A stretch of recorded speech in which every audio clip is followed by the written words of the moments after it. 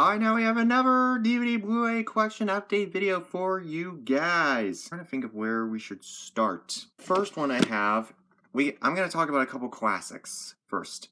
We have The Muppet Movie.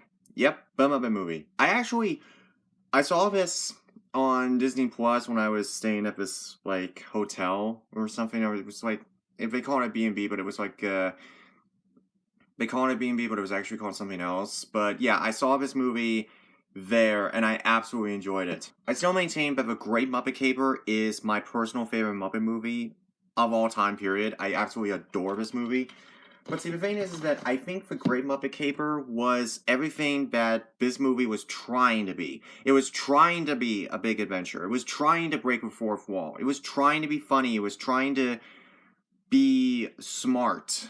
It was also trying to be a musical. And I think this movie was good, but I think The Great Muppet Caper delivered way more.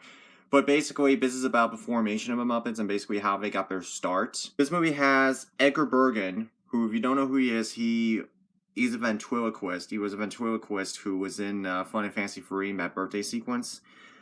Mel Brooks, James Colburn, Dom DeLuise, Milton Berle, Bob Hope, Elliot Gould, Orson Welles, Telly Savalas, Richard Pryor, Steve Martin, Carol Kane, Horace Reachman, Bob Hope, Milton Berle.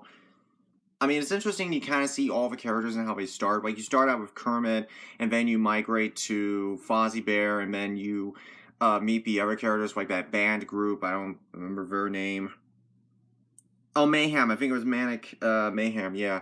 And then you meet Miss Piggy and all those characters. Actually, there are a couple Sesame Street characters in here in the mix, too. Like, you have Big Bird.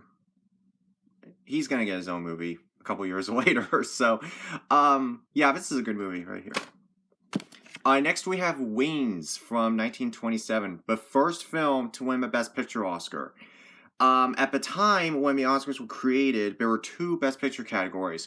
One was called Outstanding Production, which went to Wings, and the other one was Unique and Artistic Production, which went to the F.W. Murnau romance drama Sunrise. Now, Sunrise, The Song of Two Humans was great, but this was a monumental achievement for the time. Now, by today's standards, the plot isn't anything in depth. It's basically just two brothers who sign up to be fighter pilots during World War I, but then they realize that for a while they've been in love with the same woman, played by Clara Bow, who at the time was known as the It Girl because everybody wanted her. Here's what's interesting about this movie. Okay, William Wellman, who directed this film, he did something really spectacular. What he did was he placed you know that whole thing that Tom Cruise was boasting about in Top Gun Maverick, where he was like, what we were doing had never been done before? No. William Wellman did that first. I'm sorry. William Wellman did this thing where he set the camera on the front of a plane where the cockpit, by the cockpit of a plane where the actor would be sitting, and he would teach his actors how to not only fly the plane, but also operate the camera at the same time. So while they actually learned how to become fighter pilots, they learned how to fly the planes. So a lot of the shots where Buddy Rogers and Richard Arlen are flying the planes, those are real. They were actually doing that. And not only that, but they had to act, they had to fly the plane, and they had to operate the camera at the same time. And all the stunts you see in the movie are real. That had never been done before in the history of cinema. So the fact that this film is a monumental achievement in and of itself, I mean, it holds up incredibly well. I was very impressed by it. And again, I encourage millennials to watch silent films and watch classic films like Thunder Road. Thunder Road is an interesting movie from 1958. Robert Mitchum plays a guy who delivers moonshine. And he delivers moonshine across the mountain roads. But the police they've been hunting him down for a while, and they figured out where he's going, where he goes, where he delivers the moonshine, and how he gets back without being detected. So they're closing in on him. So Robert Mitchum decides to take on one more job before he quits that life for good. It's an interesting movie. I think not very many people know this one, actually. Not very many people are aware of this one, but this is worth checking out. Actually, funny trivia, Elvis was supposed to have been in this movie as Muppet Mitchum's son, but reasons why that didn't work is unknown. But actually, Robert Mitchum produced it. He sang the song in the movie. He wrote it along with two other people, so that was really cool. Chinatown.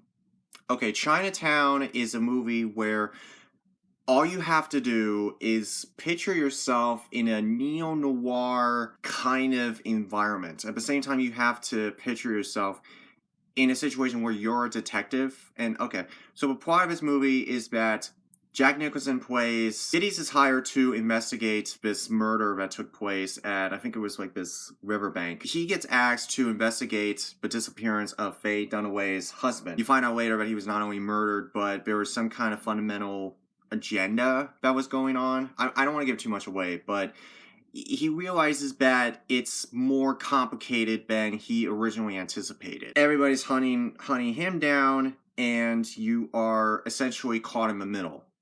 And this is a well-done, well-crafted mystery film by Roman Polanski. Roman Polanski, who before had directed Repulsion and Rosemary's Baby, now he's doing probably one of the greatest mystery films. And yes, I was a little bit unsure because I remember I have a book that describes like the best movies, and they talk about their ideas. I think it's called Big Ideas Explained Simply, I think it's called. And it was given to me as a gift, actually, but it was I read that book and Chinatown was mentioned, so I checked it out and I was impressed by it. The Vincent Price collection. So this set has 6 movies of his. Pin and the Pendulum, which is the reason why I got this set. Mask of a Red Death, Haunted Palace, but Fall of the House of Usher, The Abominable Dr. Phibes, and Witchfinder General, which was also known as Conqueror Worm. And this was actually hard for me to get originally because these are put out by Shout Factory, or Screen Factory, and these are great and all, but the problem is that they went out of print, and this is the reprint edition. So what I have here is the reprint.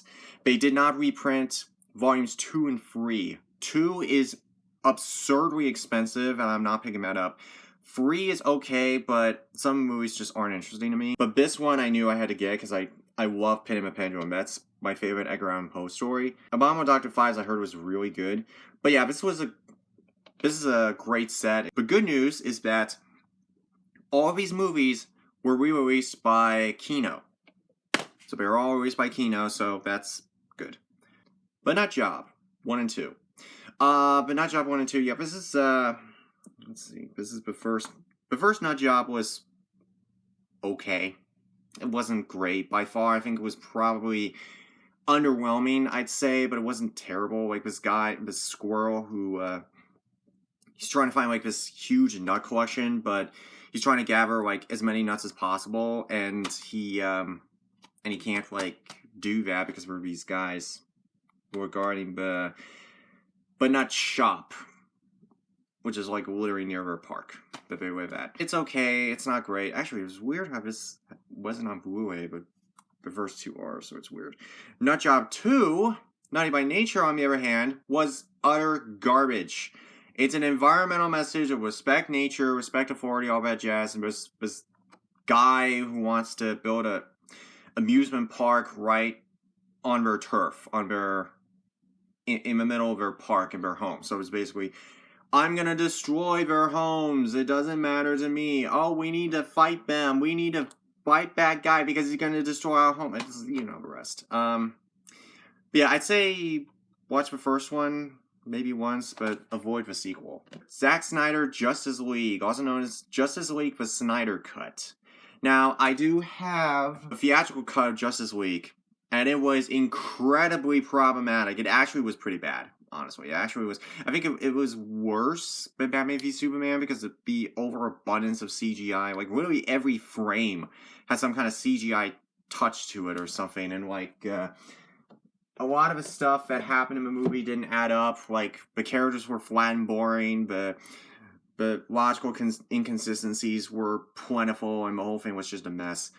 But But Snyder Cut fixes some of those errors. Not very many, but some. And not to mention this is 4 hours. I mean, what is worse? A crappy 2-hour movie or painfully mediocre 4-hour movie? Part of the problem I had with theatrical cut was that things happened, but you didn't quite know why they were happening. But Snyder Cut fixes it to an extent. They expanded on Cyborg a little bit. They expanded his story, but they didn't. But then they just kind of threw him away. You know, they didn't really do enough, I'd say. The boxes that we're trying to get have like some kind of that Steppenwolf's trying to get has some kind of a bigger meaning in the Snyder Cut than the theatrical cut, and also the effects were touched upon a little bit. So that stupid shot of Henry Cavill as Superman without a mustache, like the CG bad CG mustache or whatever, that's gone.